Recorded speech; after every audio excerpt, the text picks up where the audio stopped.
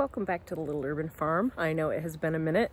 I took a much needed vacation, and with the new puppy that I got, there has been some training, she's right there, training going on, so I have not been here to tend to my gardens. So today what I am up to, I am clearing these pots here. These were the ones that had all the standalone pear tomatoes in them. I'm gonna go ahead and break down all the cages. I'm pulling down all of the tomato stalks here, and I think what I'm gonna do is when I pull them out, of the other garden where all the big tomatoes are, that is where I'm going to attempt some garlic, which that's a new one for me. So we're gonna give it a try. I mean, it's as simple as putting it in the ground and seeing what comes up. I've got some chicken bedding from when I had my chickens that I think we might even be able to cover it with. So that's what the MI gardener says that he does, and it works really good. So that's what we're doing today. End of season prep, cleaning up, you know, stacking our cages and getting everything into the shed so that we are ready to go cleanly when spring arrives again. So come along with me today if you want to see what we're up to. Oh, this one is stubborn. These are pretty much done. And there's a couple still on here, but we're actually going to be getting down to 30 degrees. And these plants are pretty much dead, as you can see. There's really not much life left in them.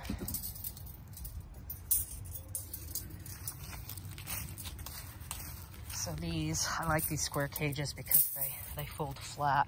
But you can see I've pulled them out of all of these. I've reclaimed 2 of these to put some plants in for the time being. But the rest, I am just going ahead and we're gonna leave them. I'm gonna leave them be.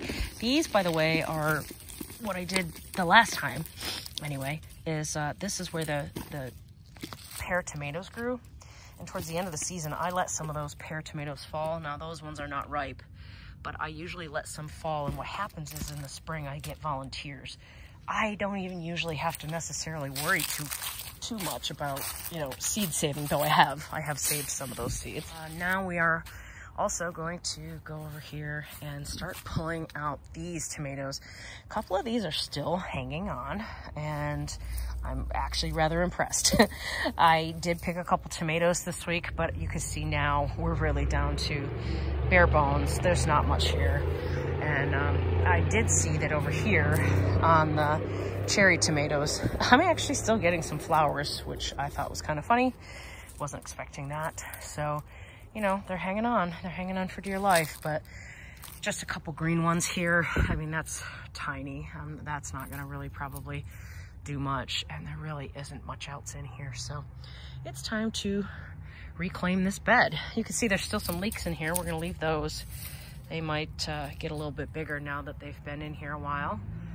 And the deer, by the way, I haven't updated on the gardens in quite some time. The deer have sheared off all of my peas, little stinkers, so I don't know if those are gonna come back. I also have tons of radishes in here that you can see are probably ready for harvest. They are huge. I probably need to hurry up and get them out of there. I didn't even know they had gotten that big, but they're doing excellent. So is everything else in the garden.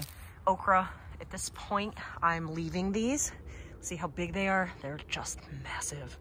I'm doing that for a reason. Once these dry out, that's when you take the seeds, but you want them to be fully mature. So you leave them on the plant. You leave them there to dry out naturally, and that's when your seeds are ready. And of course, I will probably do a video on that when they're completely dry. Shouldn't be too much longer, I wouldn't think, but you can see they're all they're all pretty kaputs as well. What else can I update you guys on? Lettuce down here is doing pretty good. Everything in these is doing great. You know, that's broccoli and chard and kale and all kinds of good stuff in there. The one thing I'm not having the greatest luck with is carrots. Carrots are a little bit more challenging than I thought. I do have some popping up, so, you know, it's not a complete loss, but they're definitely on the struggle bus a little bit. So we'll see how they do. I don't know if sowing any extra seeds is gonna do anything or not at this point. And because we're gonna get down to 30 degrees, I probably still need to cover these just with some of this, if I have any more of it, or a piece of plastic. Which brings me to this plastic over here. We are also going to go ahead and harvest our sweet potatoes today. So you don't hear much about them because there's really nothing to tell. I make the slips, I plant them, and they sit. I think the only thing I've really updated on is that the deer have been nibbling on them, which sweet potato leaves are edible for anyone that doesn't know that. For humans as well. It's supposed to be kind of like spinach. I've yet to try it. I swear every year I will, and I never seem to get around to it. But all of these here, these 3 little ones and these 3 big ones, all were planted with sweet potatoes, and I have no idea what the status is gonna be. Last year I had gotten quite a few, but they were small. So I was really pretty good about watering them this year. They were planted in compost, so I'm hoping that, look at this, you can already see some. I'm hoping that we're gonna have some good luck in here. So stay tuned for that. And peppers, I probably have a bunch of peppers in here to harvest once this frost hits. I don't know if these will survive or not. I don't know if I've even got anything I can cover with, but tons of peppers, red, green, cayenne, serrano, jalapeno, pimento, and those are my little candy cane. And I still have eggplant popping as well. They're all pretty little at this point, so I'm not sure. You know, I guess I could harvest all those and make a dip or a pasta or something with them. But asparagus, this is not doing anything to the asparagus. And oh, and then in this troop house here is all the cabbages. I don't think I've looked at this one yet. Let's just see what's going on. Hopefully yeah, they look cabbagey. Are they forming heads? They're starting to kind of get circular under there, so cool. Cool. And honestly, covering them probably has saved them from the deer, because the deer have been such a menace this year. They really have. And I'm glad I did this because it allowed me to protect these. I do have some seeds I can start collecting. This is a purple basil that I grew. As soon as they are dried up, that's when you can process these. And I usually film that on TikTok and share it on my Facebook wall as well as Instagram. This here is a Paria shiso, which I've grown this a couple years in a row and I've still never cooked with it. But hopefully if you can, I don't see any hanging out on there. Maybe they've popped out, but these are dry and should also provide some seeds for collecting. So these are all end of season things that, you know, get to be done.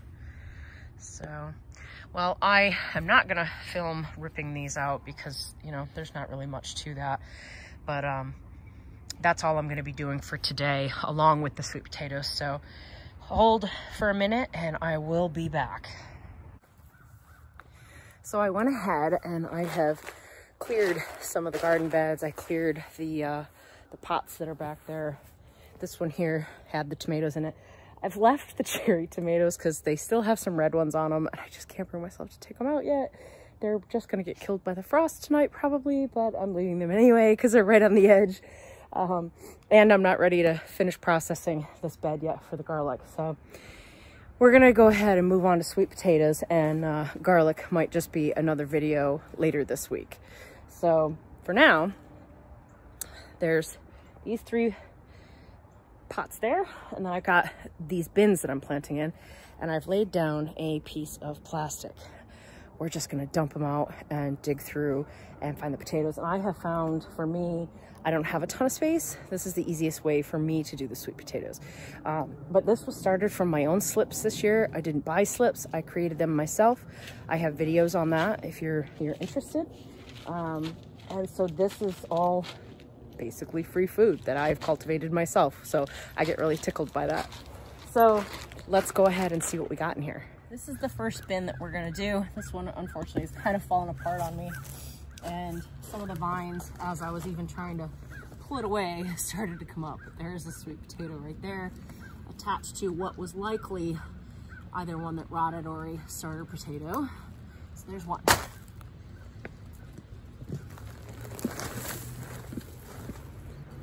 There's a giant hole in the bottom of this.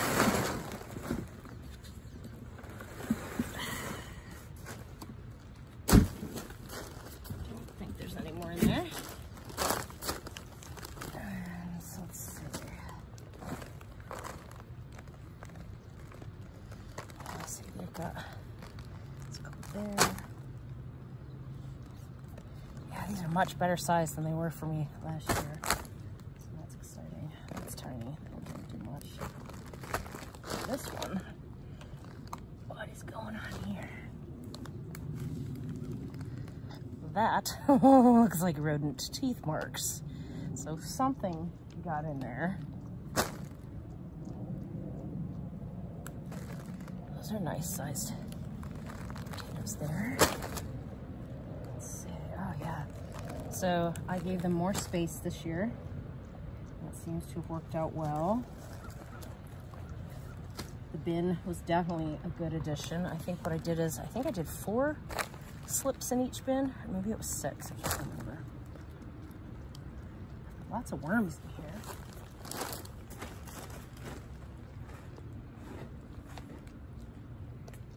Oops, I just split that one.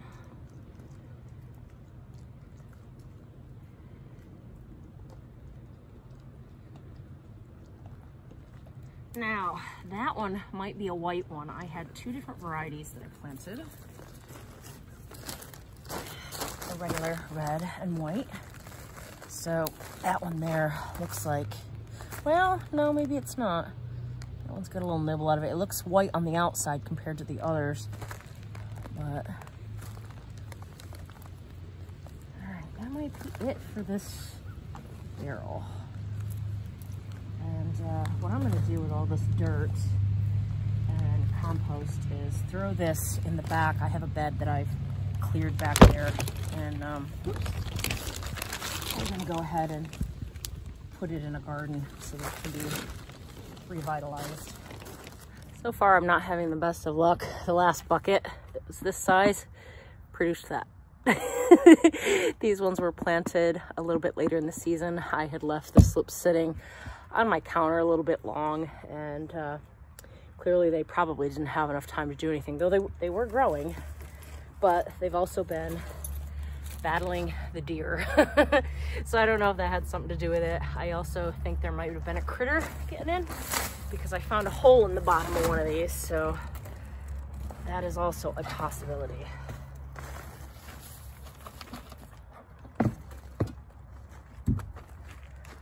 And that's my helper Brenna, the new little urban farm pup. She seems to really like sweet potatoes. There, you want that root? Okay, go. Oh, she's goofy. All right, this one is super wet. Let's see what we got in here, if anything. Ah, just a lot of roots.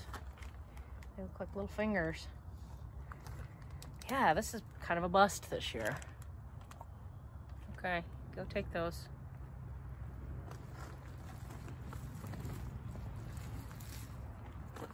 Cultivating lots of worms though. That's good, I guess.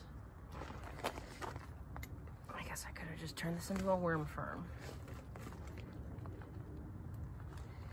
Yeah, nothing really here. I had one really, really good bucket, and then the rest are just kind of flopping on me. I also wonder if where I had them, they probably could have gotten a little more sunlight. I had them off to the side, so that might be playing a part in this.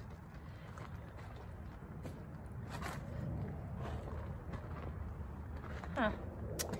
Yeah, that's it for that one. Miss, don't eat the worm, please. No, go. No, leave the worm alone. Now that I've got Brenna put up so she's not eating all her sweet potatoes. Pretty slim this year. I'll be honest, I had one bucket that all of that came from, which is great. I thought I was gonna get that in every single bucket. and I did not. I had one bucket that had nothing. I had one that had just one. The white sweet potatoes never seem to do as well, and so a lot of those aren't even formed all the way, but there are a few there. So that's what I've got this year. It's fine. I mean, I don't eat a ton of sweet potatoes, but it's always fun to try, and every year I learn something new from this process. So I think next year I definitely need to space out the slips a little better. That was supposed to be my lesson this year, and then at the last minute I crammed a bunch together. And I also need to probably get them away from the fence, because I do have this tree here blocking some of the light. So they probably could have used a little bit more sunlight and possibly fertilizer. I think I gave them bone meal, or was it blood meal? I can never remember which one is for root vegetables. But I gave them one of those early in the season, and I don't know that I fertilized them again, and maybe I needed to. We also had a very hot, dry summer, and I found one in there that was nibbled on, so I'm not sure if something is getting in there and eating them, plus the deer. You know, I was dealing with the deer this year. So anyway, that is what we did today, along with clearing out that bed there so that we can get ready for our garlic, and putting away all of the cages. Took care of that over there. When it's getting so dark so early, we can't get as much done. But I'm gonna do a little more research to make sure we do the garlic correctly, and maybe I can come back and we can do that tomorrow. So thank you for coming along on this sweet potato journey today. We're gonna let these cure, by the way. You don't eat these right away, you let them dry out a little bit. So these are just gonna get stored in my garage for the next couple weeks until I can wash them off and use them. But anyway, check me out on TikTok, Instagram, Facebook, all the places. Give me a like and a subscribe, and I will talk to you guys later.